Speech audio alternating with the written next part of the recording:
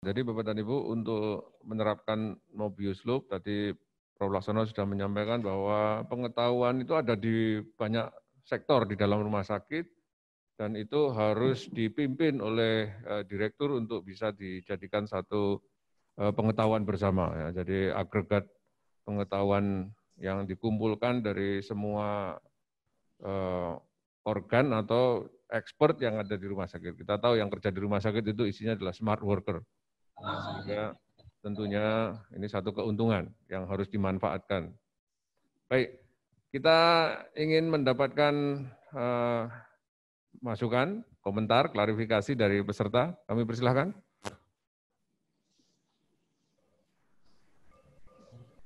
Mohon izin menyampaikan komentar. Ya, Pak Peter silakan. Terima kasih. Dalam session sebelumnya tadi disebutkan bahwa seolah-olah dalam meta leadership ini ada dikotomi antara rumah sakit swasta dan rumah sakit negeri. Mungkin polanya berbeda dan seterusnya. Menurut pendapat saya, sekalipun itu rumah sakit dalam suatu rangkaian, misalnya rumah sakit pemerintah maupun rumah sakit dalam bentuk chain, itu tetap ada otonomi dari masing-masing rumah sakit. Karena setiap rumah sakit sebagai unit fasilitas pelayanan kesehatan itu situasinya mungkin ada yang spesifik. Sehingga ada otonomi dari direktur, dan direkturnya kan tidak sendiri. Ada komite medik, komite etik, komite kredensial, dan sebagainya. Ini satu tim. Jadi sebenarnya meta leadership dalam rumah sakit tersebut dengan berfungsi secara baiknya komite-komite atau kepanitiaan dalam rumah sakit berdasarkan hospital by law itu sebenarnya sudah menjalankannya sebenarnya, tetapi mungkin belum dalam pola-pola yang spesifik dalam Mobius. Ya. Mohon pencerahan. Terima kasih. Oke, terima kasih Pak Peter. Silakan Prof. Laksono. Ya begini Pak Peter, jadi memang sebenarnya meta leadership tidak hanya untuk swasta Pak, di negeri pun juga bisa. Bahkan untuk dinas kesehatan itu juga sangat memungkinkan. Malah di berbagai negara itu meta leadership banyak dipakai oleh Kementerian Kesehatan atau dinas kesehatan untuk problem solving masalah kesmas dari masyarakat di daerah masing-masing. Ya. Nah, ini yang menarik ketika rumah sakit itu direkturnya ya, misalnya kita mengambil kasus rumah sakit pendidikan ya, yang besar ya, itu KSM-nya banyak ya. Nah, apakah direktur rumah sakit itu bisa berperan sebagai semacam direktur yang mensupport atau pemimpin yang mensupport pemimpin lain, Pak? Ya, dalam COVID ini, tentunya pemimpin klinisnya adalah seorang pulmonologis, juga seorang anestesiologis yang ada di critical care. Ya. Nah, bagaimana, ini yang tantangannya, direktur rumah sakit itu bisa mendorong, menginfluence para spesialis yang mungkin ya, di rumah sakit pemerintah pendidikan itu bisa lebih senior, lebih powerful, ya lebih pandai juga ya, bahkan mungkin mantan dosennya bisa terjadi ya, untuk mengembangkan rumah sakitnya nih. Nah itu akan kembali pada apa yang disebut kepribadian pemimpin tadi Pak. Ya, apakah dia bisa influence orang lain yang tadi, yang mantan dosennya apa nih? Ini nggak mudah nih. Saya melihat bahwa situasi ini memang harus kita akui ada. Nah, yang penting begini, sebenarnya apapun framework-nya, ini bukan sebuah framework yang seperti kaku itu tidak, tapi ini akan dipakai sebagai semacam pegangan ya untuk tadi mengembangkan diri, Pak. Saya kira di situ Pak yang sangat penting. Jadi yang dikatakan Pak Peter tadi itu memang sebuah situasi yang juga kompleks ketika rumah sakit itu mempunyai banyak pemimpin yang sifatnya itu fungsional ya. Dan di rumah sakit bukan satu-satunya pemimpin yang bisa mempengaruhi orang lain. Karena kalau, ya ini khas ya, rumah sakit, perguruan tinggi itu sama. Ada dekan, ada rektor yang struktural, tapi juga ada pemimpin fungsional. Seperti para profesor, para pemimpin ilmuwan. Saya bukan di struktural, tapi saya lebih banyak di fungsional. Nah itu tentunya harus ada suatu koordinasi yang baik atau chemistry yang baik. Ya. Dan itu lagi butuh kepribadian yang kemarin dibahas Pak Andre. Ya, terima kasih. Baik, terima kasih. Terima kasih. Ya, Prof, saya Pak bekerja Didi, silakan Pak Didi ya. Ya, Assalamualaikum warahmatullahi wabarakatuh. Waalaikumsalam. Ya. Sedikit menjawab Pak Peter tadi bahwa saya bekerja di rumah sakit negeri, rumah sakit Anak Kuda dan Bunda Harapan kita yang statusnya adalah rumah sakit vertikal milik Kementerian Kesehatan. Jadi bentuk kami adalah Badan Layanan Umum, di mana kami punya 2 atasan, yaitu Kementerian Kesehatan dan Kementerian Keuangan. Tetapi situasi COVID ini kan tiba-tiba datang. Tiba-tiba pasien kami turun jadi 50%. Pasien takut datang ke rumah sakit. Saya rumah sakit ibu dan anak. Ibu hamil takut datang ke rumah sakit, apalagi orang tua takut membawa anaknya ke rumah sakit. Sehingga saya bilang di sini justru kepemimpinan direktur diuji di situ.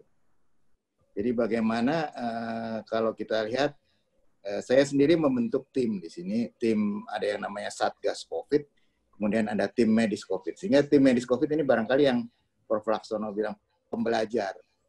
Jadi mereka hari demi hari mempelajari bagaimana referensi-referensi perkembangan COVID ini kan detik demi detik berubah. Nah, Satgas COVID ini bagaimana menyelenggarakan pelayanan di mana terjadi restriksi. Pasien sedikit datang, kemudian kita juga mesti melakukan hal-hal physical distancing, mesti social distancing. Sehingga dalam waktu yang bersamaan, direktur harus mengambil decision bagaimana membuat inovasi, kemudian menyusun strategi, dan menghasilkan keputusan yang berupa produk. Barangkali di rumah sakit negeri kami secara bersama-sama harus membuat rencana strategis bisnis yang di awal tahun. Di mana rencana strategis bisnis itu diturunkan dari Renstra Kementerian Kesehatan. Nah, ini adanya pandemi COVID ini memang seluruh kami di jajaran Kementerian Kesehatan di Direktorat Pelayanan Kesehatan sadar bahwa RSB kami ini RSB kita ini harus diubah.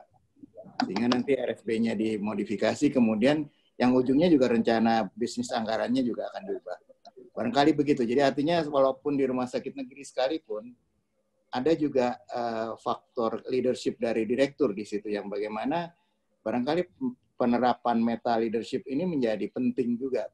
Begitu barangkali Prof. Laksono dan Pak Andre. Ya, terima kasih Dr. Didi. Terima kasih Dr. Didi. Ya. Oke. Ya, kita ke pertanyaan berikutnya. Ada yang tertulis atau langsung? Saya. Pak Andre. Oh, Dr. Kusmedi, silakan. Terima kasih Pak Andre. Pak Prof. Laksono, selamat siang teman-teman. Ada yang menarik. Memang di era sekarang perubahan yang cepat membutuhkan memang meta leadership. Tetapi ada permasalahan, Prof. Pada rumah sakit yang tidak, bukan grup ya, yang masing-masing tekanan dari pemilik yang cara berpikir atau mungkin visinya itu tidak seperti layaknya visi rumah sakit pada umumnya. Itu sering pimpinan rumah sakit itu jadi tertekan. Beberapa keadaan terus terang kayak di Jakarta yang namanya ganti-ganti pimpinan itu kadang-kadang belum 6 bulan sudah diganti, belum berapa sudah diganti. Jadi dengan cepatnya mereka berganti-ganti karena mereka menganggap mungkin tidak sejalan dengan cara berpikir mereka. Ada komentar Prof terhadap hal tersebut? Ya, Prof. Laksono, sustainability dari leadernya sendiri gitu, Prof. Laksono. Ya, memang ini yang jadi satu isu nasional ya, atau bahkan internasional. Jadi begini Pak Kusmedi ya, ada sebuah ini lelucon yang menggambarkan situasi bangsa Pak, yang dimana nanti kita akan sampai pada satu kesimpulan bahwa apapun sistem manajemen rumah sakit atau leadership yang ada itu tidak akan kepakai Pak, karena situasinya udah rusak betul, situasi lingkungannya ya, artinya misalnya direktur rumah sakit menjadi direktur itu karena atas putusan politik, bukan putusan yang teknis ya. Karena situasinya buruk ya. Nah ini lelucon ya, ada 3 menteri keuangan yang konsultasi ke seorang konsultan manajemen keuangan ya. Ini cuk saja ya. Ini Menteri Keuangan Korea masuk dulu. Nah, kemudian keluar setelah 1 jam sambil menangis. Nah, ditanya sama wartawan, kenapa Pak Menteri Keuangan kok menangis ya? Nah, Menteri Keuangan Korsel bilang, waduh, konsultan bilang bangsa Korsel harus menderita setahun. Ya. Saya menangis untuk mereka, untuk bangsa saya. Dan yang kedua, datang masuk ke bilik konsultasi itu Menteri Keuangan Thailand. Keluar sambil menangis tersusu lebih keras lagi. Tanya wartawan, kenapa? Ternyata konsultan beritahu pada saya bahwa bangsa Thai harus 3 tahun menderita. Saya menangis untuk bangsa saya. Ya, kemudian terakhir masuk Menteri Keuangan Indonesia. Lama sekali, nggak keluar-keluar. Ternyata yang keluar ternyata bukan menterinya, tapi konsultannya. Sambil menangis lagi. Waduh. Wartawan bingung wartawannya. Loh, kenapa menangis konsultan? Ya. Nah, kemudian dia menjawab, konsultan, saya menangis karena ada 2 alasan.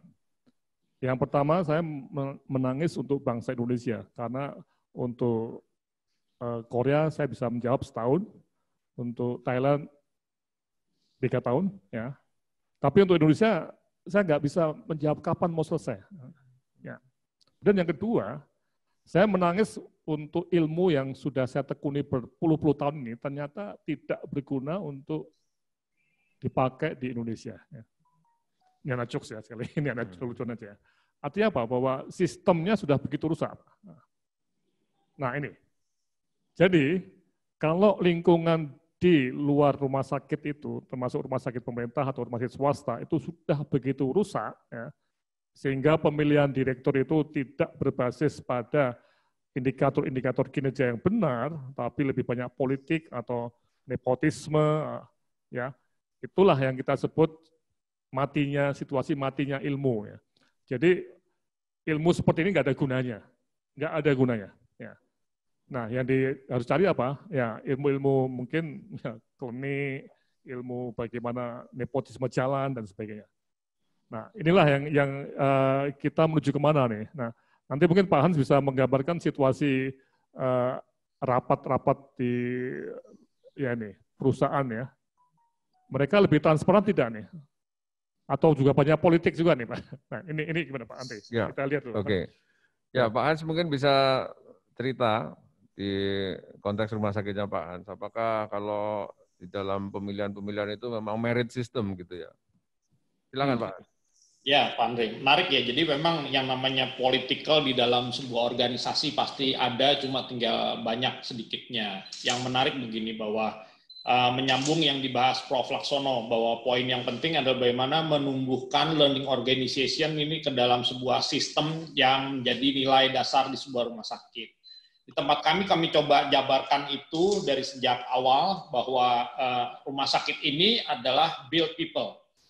Bahwa kita bisa melayani baik kalau kita membangun manusianya. Percuma punya fisik yang baik, alat-alat canggih kalau manusianya dibangun. Sehingga ini yang menjadi prioritas utama kami, dan di kami, saya sendiri setiap pagi jam 7, jam 7.30 tuh udah mulai dengan case meeting, kita membahas setiap pasien yang rawat inap di rumah sakit kita. Dan kita belajar dari situ, satu persatu. Memang rumah sakit kami nggak besar, hanya 220 tempat tidur yang tentunya masih bisa lah di-handle seperti itu. Termasuk saat ini COVID. Jadi setiap kasus kita bahas, kita belajar dari situ, prosedur apa yang harus kita perbaiki, dan saya bersyukur juga bahwa nilai ini sudah ada di rumah sakit, bahwa dokter-dokternya juga punya visi yang sama, sehingga kita berkala selalu ketemu antara manajemen dengan dokter, kemudian kita evaluasi apa terapi yang terbaru, bagaimana manajemen ini bisa mensupport supaya para klinisi ini bisa bekerja lebih optimal lagi demi kepentingan pasien. Nah ini saya kira kultur yang memang perlu, daripada kita di rumah sakit biasanya saling menyalahkan antara manajemen dengan dokter, dokternya nyalahkan manajemen, manajernya juga begitu. Jadi kita coba satu suara, maka kita jalankan misalkan terapi-terapi yang terbaru yang memang masih baru dijalankan, itu kita coba dan kita support. Kadang-kadang ada dokter, dia minta ada dokter paru kita butuh Actemra. Actemra ini dapat di mana karena ada terapi yang baru. Oke, kita sebagai manajer ya harus menyiapkan bagaimana itu bisa berjalan, dan ketika itu berjalan kita evaluasi, hasilnya cukup baik, maka itu bisa jadi protap yang terus-menerus kita rubah. Nah, budaya ini nih yang membutuhkan seorang meta leader, di mana bukan hanya leading para manajer di bawah, bukan hanya leading across para dokter-dokter spesialis lain, leading beyond para vendor, bahkan juga leading up, supaya atasan atau pemilik rumah sakit punya visi yang sama kita. Nah, semua kita pantau di dalam setiap hari, kita punya data klinis, salah satunya adalah bagaimana mortality rate dari COVID. Jadi saya baca aja mulai sampai kemarin malam, kita sudah melayani 238 pasien COVID terkonfirmasi positif dengan angka mortality 5 orang. Jadi kalau kita hitung ini sekitar 2%. Nah, angka ini menjadi salah satu KPI yang coba kita evaluasi terus. Setiap kali ada kematian, itu akan kita evaluasi kenapa, dan kita coba perbaiki terus. Kira-kira penjabarannya seperti itu, dan konsep meta leadership sangat relevan untuk di rumah sakit, terutama saat-saat seperti ini. Demikian Pak Andre. Baik, terima kasih Pak Hans. Ya, saya kira sudah cukup jelas. Baik, kita ke pertanyaan tertulis. Ada? Apakah ada yang sudah ditulis? Setelah pertanyaan tertulis nanti ke Dr. Biro. Ya. Pak Zainul Arifin, ya. Bagaimana analisis terhadap aset SDM menurut pandangan Prof. Laksono? Supply chain terganggu oleh karena ulah spekulan, ini lingkungan juga, sehingga barang menjadi langka, harga naik, jika diteruskan margin habis. Ya, ini lingkungannya Pak, bagaimana persif terhadap situasi ini, kemudian sampai ke decision untuk melakukan perbaikan. Silakan Prof. Laksono. Ya, Pak Zainul Arifin ya, dari mana? Nanti bisa dibuka ya, Pak Zainul. Ya, Pak Zainul, mohon nanti siap-siap dibuka. Ya, dibuka. Ya, ini gini Pak, kembali lagi tadi, lingkungan makro kita ya. Saya yakin pemerintah dimanapun di dunia itu tidak mau dikendalikan oleh spekulan ya. Kita masih ingat dalam model spekulasi yang masker itu udah dilawan juga ya. Nah, saya nggak yakin Pak, ini situasi ini akan lama atau tidak nih. Saya nggak yakin lama Pak, sorry. Saya nggak yakin ini akan lama Pak, karena pasti pemerintah akan turun tangan nih. Nah, kalau pemerintah tidak turun tangan, berarti tadi situasinya memang buruk sekali. Coba Pak Zainul di mana? Bisa dibuka ya? Ya, Pak Zainul, apakah online? Karena misalnya dia pemegang suplai apa yang mau bikin penimbunan atau bikin mahal, itu juga akan bisa diadukan Pak nih. Halo, Pak Zainul. Pak Zainul Arifin? Halo? Ya, bisa ya? Iya Pak, iya Pak. Ya. Ya. Kenapa? Ya, silakan Pak. Ya, itu tempo hari kan begitu. Kemudian sekarang ini ada penambahan biaya, misalnya harga rapid test yang bervariasi. Kemudian saling tidak menentu ya, Prof ya. Nah, ini kan juga menjadi kesulitan tersendiri yang penambahan biaya, sehingga margin menjadi terkikis. Bagaimana menyikapi ini? Iya, tadi Pak, kalau sekali lagi, ini kalau sistem makro kita nih Pak, pemerintah pasti akan menertibkan mereka yang bermain-main dengan spekulasi ini. Nah, Pak Hans, coba di Surabaya gimana Pak? Harganya memang variasi Pak nih, dari supplier nih? Iya, memang bulan lalu kita punya masalah dengan APD ya, di awal-awal dari, saya kira setiap rumah sakit punya masalah dengan APD. Kemudian saat ini yang mungkin juga masalah ketika kita punya layanan PCR reagennya. Alatnya bisa beli, reagennya continuity-nya juga terbatas. Jadi ini yang menjadi poin penting bagaimana kita leading beyond. Bahwa kita bernegosiasi dengan vendor dan juga bagaimana kita bukan diatur oleh vendor, tapi bagaimana kita win-win untuk bisa, praktisnya gini. Kami punya deal adalah kita beli PCR, tapi PCR itu harus mengikat dengan reagennya, misalkan seperti itu. Sehingga kapanpun kita punya pelayanan, itu reagen bisa dicari dan harganya udah fix, walaupun dengan kondisi-kondisi yang berubah. Saya kira ini teknik negosiasi salah satunya yang mana memang seorang pemimpin butuh di detail. Karena the devil is in the detail. Jadi bagaimana seorang pemimpin masuk ke dalam detail-detail di dalam memutuskan keputusan. Demikian, Prof. Oke, ya. Ya, kalau Bu Lea, ini satu lagi pertanyaannya berhubungan dengan memperkuat komunikasi antar kelompok. Seharusnya bisa dimanfaatkan kelompok kerja yang sudah dibuat untuk akreditasi rumah sakit. Ya. Ada sekitar 16 pokja ya, dengan memanfaatkan. Ya, saya kira ini juga. Ya. Tapi gini Bu, ini agak beda Pak ya. Jadi, ya. Karena COP kita terkait COVID ya. Jadi SNARS itu disusun ketika belum ada COVID. Jadi ini boleh, mungkin bisa dibuka nggak boleh ya? Halo, boleh ya? Jadi yang kita sebut ya, sebagai urgensinya tadi untuk rumah sakit itu perceive ya, kemudian oriented dan prediction juga ya, itu terkait dengan COVID ini. Ya. Nah, apakah yang di SNARS itu membahas COVID langsung atau tidak? Saya nggak yakin Bu, karena yang jelas SNARS itu disusun sebelum ada COVID ya Bu ya. Nah, itu kuncinya. Bagaimana boleh? Ya, sepengetahuan saya memang pokja yang di SNARS itu kan sebenarnya adaptif juga ya, Prof. Jadi walaupun ada modul-modulnya, memang bisa juga dalam arti gini, instead of membuat kelompok yang baru gitu loh ya, Prof. Bisa juga itu dimanfaatkan, tapi mungkin tidak akan sedikit diadaptasi sedikit seperti itu, Prof. Karena dari pokja-pokja itu juga kan sudah dipisah-pisah berdasarkan komponen-komponen mutu, gugus kendali mutu dan yang lainnya gitu, Prof. Jadi lebih juga bisa beradaptasi dengan manajemen perubahannya itu juga seperti apa Jadi mungkin nanti standar akreditasi juga akan berubah juga, Prof. Akan berubah juga karena adanya kondisi pandemik seperti ini.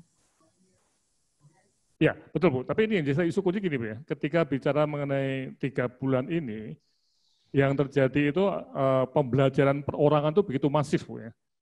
Banyak sekali ini yang webinar dari kelompok klinisi, bioetik, kemudian kelompok APD, logistik gitu. Nah, sekarang kunci utamanya adalah dalam situasi ini bagaimana orang-orang yang belajar itu bisa disinergikan oleh direktur untuk bersama-sama membuat yang popnya itu ya, perceive-nya bagaimana, orientasinya gimana, ya, kemudian tentunya prediksi ya. Dan ini lagi leader yang mempunyai sikap dan sifat seperti ini yang mungkin bisa efektif. Yang kami khawatirkan makanya kita mencoba untuk membuat seri seminar ini supaya teman-teman direktur bisa memanfaatkan teman-teman atau stafnya yang betul-betul sudah mempelajari banyak hal mengenai COVID, Bu. Ya ini. Perkara itu apakah nanti akan sesuai dengan SNARS, saya kira monggo ya, tapi yang penting kita jangan sampai lambat itu ya untuk mensintesis apa yang terjadi, dan sekali lagi ini terkait dengan apakah kita akan merevisi RBA kita, ya, rencana anggaran kita, atau bahkan mungkin renstra kita. Nah ini keputusan yang harus cepat juga nih. Oke, makasih Bu Lea. Ya, saya mungkin sedikit menambahkan Prof. Laksono. Jadi Ibu Lea, ketika rumah sakit berjalan sekarang kan yang rutin juga masih harus jalan. Kalau kemarin kita mendengar ada konsep meta paradoxical leadership, itu berarti menjalankan yang rutin dan juga hal-hal yang non rutin. Mungkin yang pokja akreditasi dia harus terus untuk menjaga kinerja dari pokjanya ya, termasuk unit-unit yang diawasi. Namun untuk bisa mempelajari COVID ini, saya melihat tadi Dr. Didi justru membentuk grup baru ya, yang tidak terbeban dengan kegiatan rutin untuk bisa tadi membantu direktur untuk melakukan orientasi. Ini kira-kira nanti mau kemana ini arahnya. Baik, terima kasih. Dr. Birowo, kami persilakan. Terima kasih, Dokter. Bisa didengar suara saya? Halo, Assalamualaikum warahmatullahi wabarakatuh. Selamat siang. Ya. Belajar dari trauma, saya mengatakan trauma COVID ini ya. Ini yang justru membuat suasana chaos di rumah sakit dan reaksi dari teman-teman spesialis itu sangat bervariatif. Ada yang dalam tanda kutip destruktif, ada yang cukup inovatif juga. Pada saat awal-awalnya, di mana kebutuhan APD dan segala macam itu belum jelas, contoh kecil kami di anestesi, saya di anestesi, itu kebingungan juga, ada yang sebagian withdrawal menurunkan, tapi akhirnya kita sepakati, ya sudah, kalau memang rumah sakit belum ada, kita mengadakan sendiri, bahkan sampai sekarang pun stok coverall, kemudian N95 di anestesi masih siap. Artinya kalau pandemi ini semoga tidak bertambah panjang, Jogja sudah mulai menurun, itu anestesi sudah cukup panjang untuk menyiapkan diri. Kami punya obat yang di logistiknya anestesi ini cukup banyak itu, dan ini sangat penting, apalagi menghadapi kehidupan normal yang baru nanti. Justru manajemen belajar dari awal-awal kemarin tadi saya katakan, supaya tadi tindakan-tindakan yang dalam tanda kutip destruktif atau katakan ada perdebatan yang harus segera diatasi. Termasuk sekarang bagaimana kita mau menghadapi new normal ini sangat penting. Justru rumah sakit, maaf kayak kami di Sarjito, harusnya itu menjadi suatu unggulan di mana saat rumah sakit lain tiara harusnya bisa menjadi suatu unggulan, asal tadi bahwa katakan PPI, kemudian K3 itu harus turun langsung ke bawah untuk betul-betul melihat apakah para sejawat, para perawat, para medis semuanya itu dalam tanda kutip fit dengan keyakinan bahwa mereka semua sudah pakai APD dengan cukup proper. Itu yang penting. Kemudian yang berikutnya adalah meyakinkan kepada tim-tim dokter itu, tim-tim klinisi yang disebut Prof. Laksono tadi, untuk bagaimana segera berbuat dan apa yang diinginkan. Ini kata kuncinya, apa yang diinginkan teman-teman klinisi untuk segera bertindak, kemudian kami akan memfasilitasi apa, dalam tanda kutip, untuk perlindungan diri dan APD tadi. Karena tadi bahwa trauma psikologis dari teman-teman dokter ini yang tidak terlalu dimanage dengan baik, sehingga arahnya itu menjadi nggak jelas, dan saya khawatir chaos-nya akan berkepanjangan. Ini harus segera dikumpulkan, kita bicara bareng apa yang diinginkan tadi oleh Prof. Hans tadi ya. Apa yang diinginkan oleh Anda, kami akan penuhi. Ini sangat penting. Supaya apa? Supaya segera terjadi akselerasi tadi pasien, di mana rumah sakit Sarjito bukan 50% lagi, Prof. Kayak di kamar operasi sekarang tinggal 30%, apalagi di bangsa pasti sudah sangat rendah sekali bornya dan segala macam. Mungkin itu. Jadi intinya bagaimana manajemen manajemen yang bagus ini di era kehidupan yang baru COVID ini, kita bisa mengambil pembelajaran di awal tadi untuk segera bangkit. Kita tidak akan segera terpuruk terus. Itu penting, Prof. Saya kira bagaimana kita belajar dari COVID, dari mana pun, bagaimana kita bisa meyakinkan bahwa rumah sakit dan petugas itu aman. Petugasnya aman dulu. Kemudian setelah itu baru kita melalui prokes mengatakan bahwa rumah sakit kita itu aman. Justru supaya apa? Supaya kekacauan itu tidak terhargai dan tidak menjadi berkepanjangan. Selain tadi inovasi yang saya sangat setuju tentang bagaimana telemedicine ini tentunya pasien-pasien masyarakat awam tentu masih ada rasa takut masuk ke rumah sakit, tetapi itu bisa diatasi dengan itu. Saya kira itu, Prof. Jadi bagaimana segera bangkit dari keterpurukan ini, bagaimana meyakinkan bahwa internal rumah sakit sendiri bahwa kita bisa dalam tanda kutip menjamin keamanan Anda sesuai dengan Anda inginkan. Ini persepsi yang sangat penting dibangun, karena kalau enggak ya kita akan terpecah-pecah seperti ini terus. Saya kira itu, Prof. Terima kasih. Wassalamualaikum warahmatullahi wabarakatuh. Waalaikumsalam. Terima kasih, Dr. Birowo. Mungkin Prof. Laksono ada komentar. Ya, jadi ini satu hal yang tadi Pak Aji ya di awal menyatakan memang rumah sakit yang besar itu bisa lebih sulit untuk merespon ya atau beradaptasi pada situasi yang sulit seperti ini ya. Masih kecil lebih lincah ya. Bisa yakin Sajilo tidak akan kolaps ya walaupun bornya itu turun drastis ya. Cuma tadi betul Pak, ini pertanyaan menariknya. Betul yang dikatakan oleh Pak Birowo ya, dalam masa sulit ini apakah kita mau tidak untuk kumpul dan berpikir bersama nih untuk menuju masa depan yang lebih baik nih. Ya. Nah ini tadi kembali pada Mobius Loop tadi ya, ketika bicara mengenai POP tadi itu kita sampai ke prediksi juga toh, prediksi apakah kita akan seperti terus ya, apakah masyarakat juga akan takut terus, kemana yang mereka dulunya dioperasi kok tidak datang. Nah ini tentunya harus dilihat betul secara detail ya, sehingga ketika hari Rabu nanti ya kita membahas mengenai business continuity plan, kita juga akan melihat ini Pak Birowo ya, di dalam konteks RSH itu yang begitu besar ya, itu penurunan tadi kita harus melihat betul per instalasi ya, atau mungkin dalam hubungan dengan KSM tertentu Pak. Apakah instalasi jantung yang turun drastis, apakah instalasi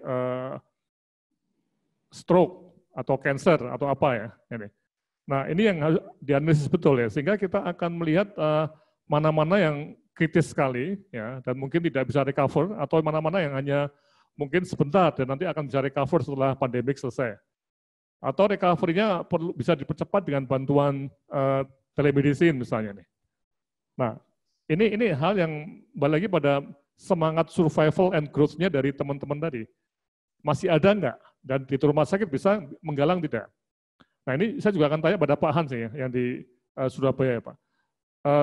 Swasta di Pak Hans turun enggak nih pasiennya, dan instalasi mana yang turun Pak nih, dan apa solusinya nih Pak nih? Ya.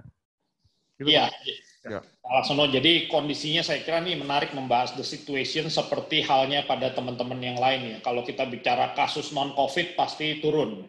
Kalau di kami di rawat jalan turunnya itu orang yang secara fisik datang di rawat jalan itu bisa turun sekitar 40-50%. Untungnya kami punya telekonsultasi, di mana di dalam setiap bulan telekonsultasinya meningkat cukup tajam. Jadi kita siapkan dengan inovasi seperti itu. Tapi yang menariknya adalah di laboratorium. Dari sisi pendapatan laboratorium itu meningkat 3 kali lipat di dalam tiap bulannya. Dari sisi pendapatan dan dari sisi volume meningkat sekitar 7 kali lipat akibat banyak pemeriksaan-pemeriksaan yang diperlukan. Dari sisi rawat inap tentu pasien non-COVID juga berkurang, dan secara operasi, pasien operasi kita turun sekitar 20%. Tapi yang harus kita lakukan adalah bagaimana memberikan rasa aman pada pasien-pasien non-COVID. Nah, ini strategi yang kita lakukan adalah bagaimana setiap pasien yang datang itu harus kita lakukan PCR. Dan di dalam 1 hari akan kelihatan pasien ini statusnya bagaimana. Yang kedua, assurance, Prof. Bahwa setiap prosedur operasi, apapun kondisi pasiennya, kita lakukan dengan menggunakan APD level tertinggi. Dengan ini mengedukasi pasien-pasien bahwa oh iya, rumah sakit ini ternyata lebih aman dibanding pasar, walaupun rumah sakit ini adalah pusat rujukan. Saya kira ini yang disebut business continuity menyesuaikan dengan kondisi. Jadi rasa assurance itu diperlukan buat pasien dan buat nakes yang ada di rumah sakit. Kira-kira gitu, Bro. Ya, oke. Terima kasih, Pak Hans. Ya, satu pertanyaan tertulis kalau ada. Satu saja. Sebelum kita masuk ke sesi 3 untuk membahas kasus-kasus lebih detail.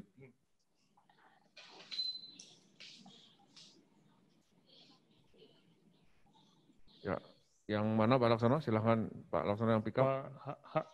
Pak Hak. Oh, banyak ya? Ya. Pak Syafruddin Haq ya. Ya, jadi survival dan growth perlu ada COP Satgas COVID dan COP Survival. Bagaimana meningkatkan income atau efisien. Hal yang segera kita perlu adalah COP efisiensi. Contoh dengan turunnya bor, kita bisa menutup beberapa ruangan sehingga menghemat biaya listrik dan penunjang lain. Ya, ini kaitannya dengan belajar tadi. Kira-kira bagaimana Pak Laksono? Ya, sekali lagi ini hal-hal yang terkait dengan situasi yang kontekstual di masing-masing ya. Mungkin satu sama lain nggak sama ya. Nah, yang penting tadi kita sudah menyusun suatu kelompok ya, informal ya, atau mungkin ad hoc juga ya, untuk melihat dampak dari COVID ini terhadap rumah sakit ya nih. Dan ini tentunya diinisiasi oleh direktur ya, yang tadi yang mempunyai sifat menerapkan Mobius Loop tadi. POP-nya ya, bersif, menganggap ini serius, besar ya, kemudian mengorient dan predik tadi. Nah, detailnya saya kira Pak Hak bisa masuk ke sana ya.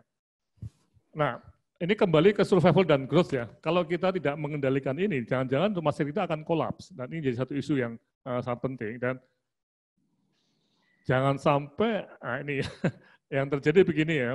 Saya khawatirnya ketika dalam 3-4 bulan ini tidak terjadi pembelajaran rumah sakit dan tidak ada catatan di rumah sakit yang membahas ini. Ya, dan nanti ketika di ujung tahun dilihat, loh, apa kerjaannya direktur selama 4 minggu atau 4 bulan, 4 bulan dalam masa pandemi COVID ini ya. Kok tidak ada catatan mengenai tadi Pak, pembelajaran tadi loh. Ini. Tapi orang-orang rumah sakit semua mempunyai pembelajaran masing-masing. Tapi rumah sakit nggak punya. Nah ini yang kita jadi gawat ya Pak. Kita tidak sebagai direktur tidak bisa memimpin atau menginfluence stafnya untuk mikir untuk rumah sakitnya, dan terbukti tidak ada catatan rapat sama sekali mengenai dampak COVID secara sistematis. Itu yang kita takutkan Pak. Ya. Ya. Oke. Masuk tadi menghemat biaya dan sebagainya tadi. Ya. Baik, ya, Pak, ini kita masih satu kali ya, masih dikit. Ya, masih ada satu. Ya. Ya, dan mengisi angket. Ya. Ya. Ya, Bapak dan Ibu, untuk kuesioner ini sudah bisa dilihat dan mohon untuk diisi karena kita sangat perlu evaluasi. Seperti juga sesi-sesi berikutnya, Ibu dan Bapak berpartisipasi aktif untuk mengisi kuesioner yang sudah bisa diakses. Baik.